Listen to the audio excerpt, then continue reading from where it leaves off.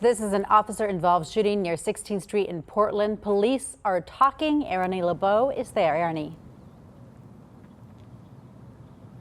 Hey guys, yeah, we're just getting information right now from Sergeant Vince Lewis. He's right here. He's going to go ahead and tell us there's a pretty large police presence here off of 16th Street and Portland Street. Good morning. My name is Sergeant Vince Lewis with Phoenix Police. We are investigating an officer-involved shooting here near 16th Street and Roosevelt, just north between the freeway and Roosevelt.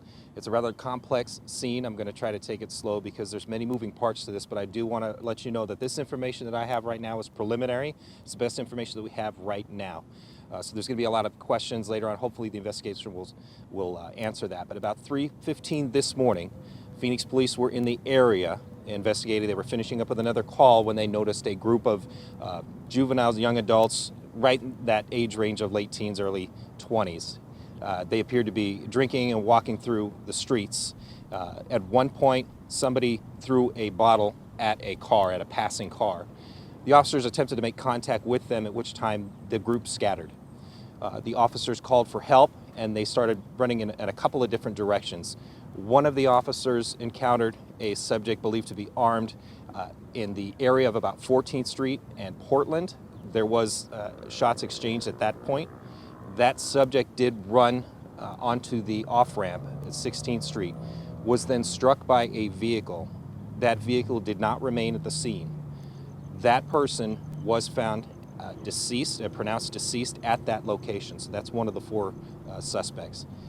Another suspect was located on an area search by an officer with a canine and an officer with a taser. A taser and a canine were both deployed in that instance. That suspect was taken into custody, has been transported to the hospital.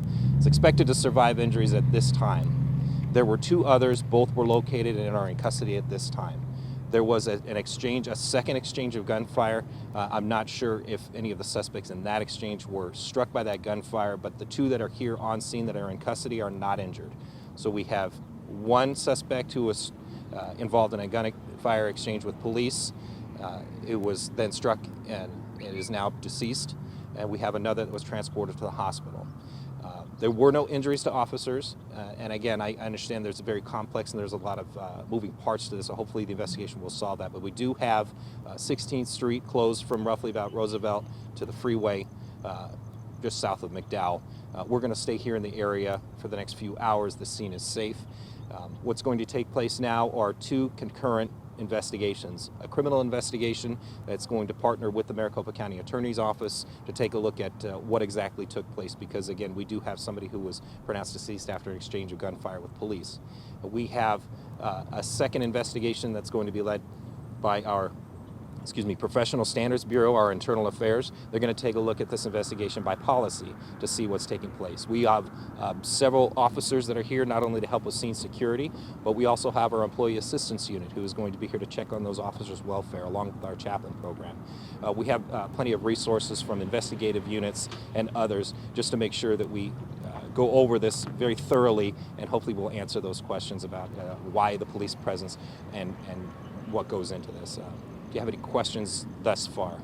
Do we know if the deceased person who was struck by a vehicle, was that person also struck by gunfire?